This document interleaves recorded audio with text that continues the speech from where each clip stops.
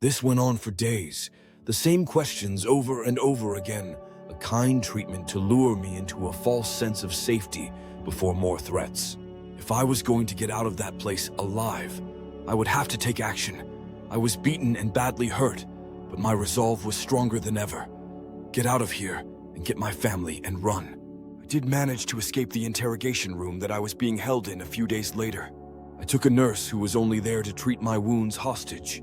I felt no remorse doing it, as the last nurse turned out to be one of the torturers, and who's to say she wasn't too? I got out of the room only to find armed guards in the passageway. They didn't want to negotiate. Instead, they aimed to shoot through the poor girl. I backed away, holding her as a human shield, until I found a fire exit and made a run for it, with bullets whizzing past my head as I ran blindly into the darkness. Once I was clear of the building and saw regular people moving around me, I knew they couldn't open fire at me anymore, and I finally gave them the slip. I couldn't just go home, as with that van outside, they would be assuming I would show up and wait for me. Despite the fact the wife and I were a little distant over the last few years, we still had a lot in common. She used to work in the IT field too. When we first met at work, we set up an online message board to arrange dates and things, so that one at work would know. It still existed and just had not been used in years. I set up a message on it, and to my own surprise got an answer within minutes.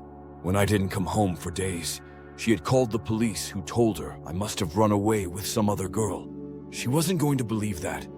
Despite everything she knew, she was the only one for me. Not to mention the police would take this kind of thing a little more seriously than that. So, in her desperation to find me, she had checked our old message board, waiting for me to contact her. We always said we would keep it for emergencies, if one of us was ever in trouble. Funny how drunk late-night pillow talk would be remembered and help in a time of crisis. We had no mortgage on our house, as we had both been involved with the early part of cryptocurrencies. We had money set aside that we pretended didn't exist. It was our backup fund if things ever went bad. The only money we would use would be what we made legitimately. We kept in touch via this message board for a while, and she kept me updated on what was happening at home. I was on the run for 6 weeks before they once again took extreme measures to lure me out. My children were taken ill, and social services were blaming my wife for it and threatening to take the kids from her. I knew for a fact that social services wouldn't just show up and make such threats on a first meeting. This had to be them trying to get me to come back. Standard trick for them. Can't find the guy they want, hurt his family, he will show up. It sickened me to think they would use innocent children like that. I had no choices left and made the arrangements for my family to disappear, just as I had. The fake documents arrived by private courier to the house, and my wife had packed all that they needed to. All that was left was for them to take a taxi to the airport, and they would be safely on their way to join me. Once again, our well-laid plans fell apart. The driver was a Greek woman called Helena. She dropped them right outside the terminal entrance, and not the set location I had told her to. I wanted them taken to the bus stop, where a second private hire would take them to another part of the airport for select clients only, away from prying eyes. The changing vehicles would help lose anyone following from the house. I watched from my vantage point as she nervously walked into the terminal. The moment she stepped out of the taxi, the facial recognition cameras would have picked her up. Rapidly, 2 members of border control approached her asking for her passport. She was nowhere near a check-in desk, so why they were asking was all kinds of wrong. The second they opened her passport, my heart sank. 4 armed police officers marched in and arrested her and the kids, hauled them off in a waiting van to the station. That was the last time I ever saw my family. I made my way around the globe, hiding in different countries. A few days in a nice sunny place, and then a few weeks in the Siberian winter, was one extreme to the next. Each new place to hide, I had to go through the same ritualistic routine to make sure it wasn't bugged. Sweeps for radio signals and using an infrared lens to look for hidden cameras. It would take me about 3 hours to feel fully secure in a new place. Moving around the world and trying to avoid any kind of surveillance was not an easy task. Constantly crossing borders undetected in the dead of night, paying people to hide me in the boot of a car as we snuck across. My supply of cash was running low, and I had no idea how to get more. The original plan was that more cash would arrive with my family. The Bitcoin wallet address was with my wife. That stupid taxi driver managed to mess up so much more than that for me. Focusing on the hate for someone helped me forget the loss I felt thinking about my family. A few of the people that I had to engage with to remain hidden suggested ways to make extra cash, but I was in enough trouble without adding more crimes to the list. While in some of the more remote countries, I managed to work on a farm in exchange for food and board to survive. I never stayed in the same place too long. People even out in remote areas are swayed by money, and with a growing reward on my head, it wouldn't take long before they had a bright idea to make some quick cash at my expense. While in the back end of the world near the Mongolian desert, I found a small cafe that had internet access. I logged into my dead Dropbox, the one I had set up to communicate with my wife when I first got away from my captures. I call them that as they did not appear to answer to any one government. They were a law unto themselves. I found 42 messages from her, one each week since they were taken at the airport. Using the secure terminal program, it alerted me each time I opened a message that it contained tracking pixels. Whoever had taken her and got her to open the Messages app clearly knew what they were doing. If I didn't have protections in place, it would be able to pinpoint the location where I opened the message. I did feel a little insulted that they assumed I had not accounted for this. They used the same kind of tracking pixel on my home computer to start with. As I read each message in turn, there was always the generic and familiar, pleading for me to get in touch and turn myself in, but I knew they were all fake and not honestly from her. Within each one, she would say how she missed the little things we did together, like taking a coffee or walking the dog. It's how I knew it was fake. Neither of us ever drank coffee, and we never had a dog. The idea of coffee in the park with our dog was her way of telling me she was not in control of the messages. Even in the midst of whatever they were doing to her, she still found a way to keep me safe. Within each message was a 2-digit hex code at the end of the subject line. I wrote them all out in order, and she had done more than just keep me safe with words. It was the wallet address for the Bitcoin we mined years ago. I needed to find out who was after me. Like I said, they didn't appear to answer to any known government. Using the limited technical hardware in this little cafe, I managed to use a reverse lookup on the tracking pixels. If I could find out where they were working from, maybe I could hunt them just as they are hunting me. Multiple hits came back. They appeared to be coming from 8 key areas across the globe. Each one was a main hub on the backbone of the internet. The 8 major data centers that control how the internet works. So either they had some really high-end hack to gain access, or they were the ones who ran this top level of the network. It made sense as they don't seem to be under anyone's directive. A private company would have free range to do what they wanted. The more I tried to track them down, the more the answers were confusing. Front companies and shell corporations. It was a never-ending whirlpool of misinformation. Each layer I pulled apart would unravel into dozens more. I sat back in my chair, pondering the latest thread I had undone. I noticed the man in charge of the cafe typing on his own computer and kept looking up in my direction. I checked the machine I was on. No keyloggers or monitoring that I could tell. The way he kept looking over set off my flight reflex. I dropped out of the session I was in and grabbed the memory stick from the machine. The man behind the counter noticed and moved to the door, blocking my exit. I could see the edge of his screen. The wanted picture of me was displayed. Somehow they knew I was in this part of the world and sent out an alert to anyone who had access to the internet. The man was typical in that he offered to let me go free for a price. Too bad I didn't even have the money to pay for the water and internet usage that I had already taken, let alone bribe money. He wasn't the biggest of fellows, and after a short tussle, I did get past him, only to find myself with no money in the way of cash left and zero supplies stuck in a deseret. Knowing I couldn't make it in this state, I decided to circle the village and find a nice vantage point overlooking the area. It must have been a few hours later that the local police arrived after the man reported seeing me. 3 police units turned up for one guy. It did make me wonder what exactly that wanted poster said. I snuck back into the village and jumped in one of the police cars. Out here, it seems like everyone knows each other, so they don't lock doors, and they leave keys in ignitions. I speed off out of town towards the unknown. Who knew police cars would fetch such a cash price out in a desert? I managed to get far enough away and gain some well-needed funds. With my newfound wealth, I managed to secure a laptop and spent my solitude investigating who these people chasing me really were. I took every preconceived step I could think of to avoid being tracked again. I started back at the images I originally saw. Who would want to keep a bunch of ships in a sand trap secret? This is where the mystery got out of hand. If the triangles were somehow transporting ships from the ocean to part of what looks like the Mongolian desert, why was it guarded with such measures?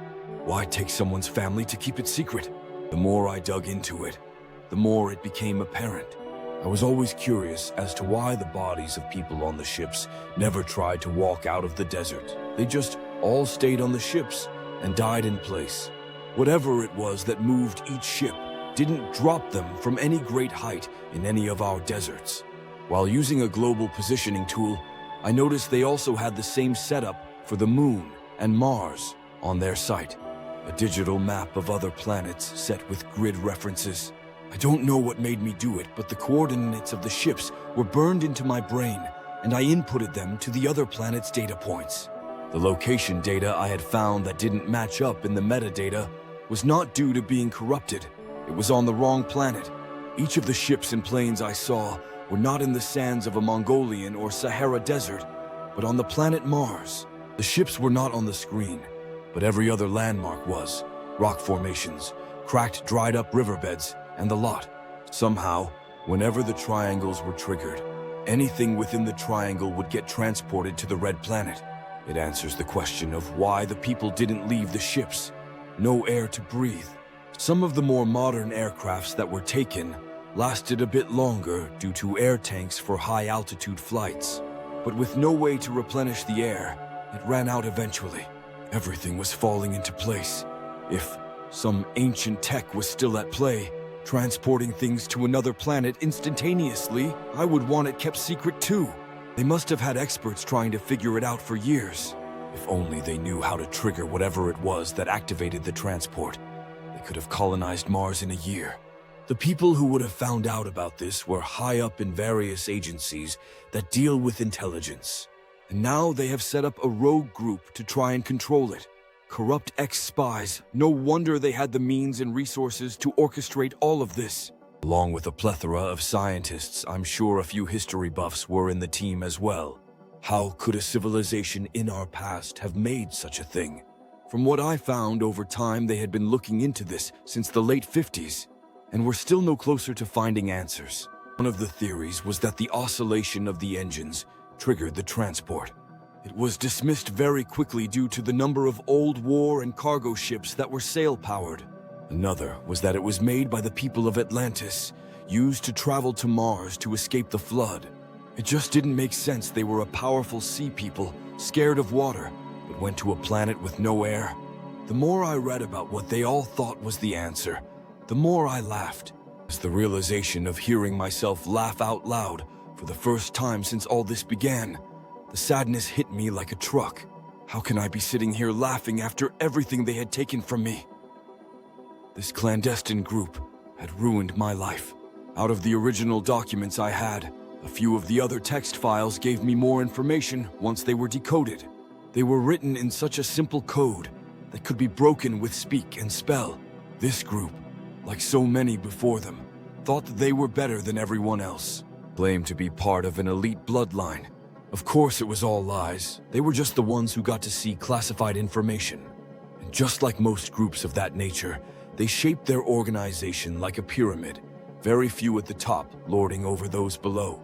I wouldn't let them have this victory over me, if only to bring them down in revenge for what they might have done to my family.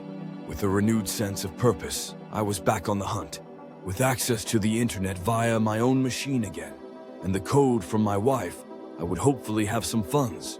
My goal, though, wasn't just to expose the truth anymore. Revenge for taking my family was the new goal. A lot of people know that the Mongolian desert has a vast casino network hidden away. It has all the things I needed. A place to stay off-grid and machines that work like cash points, but for Bitcoin. The downside of this place was that it appeared to be frequented by numerous shadowy characters. With any luck, a few of them might be able to help me. I joined a few poker tables and played against some of the world's most dangerous criminals. I lost a few hands deliberately to make sure they didn't just shoot me for disrespect, but in the end I won far more than I lost. Talking to them during each game was more of a data hunt for me, trying to find out who might be able to help me. They saw things differently. My constant talking and questioning made them think I was a spy or a cop. And over the days I spent there, more than a few guns were pulled on me. Trying to be charming and suave to get what I needed failed miserably. I should just stick to what I know. I hacked the hotel system and found out who each person was, and from that dug around online to get more. If I was looking to start a drug business or make myself an arms dealer, these people were the right contacts to have.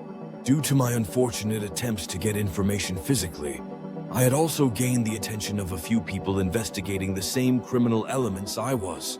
When I booked my room here under the false name, I reserved the one opposite under a different name.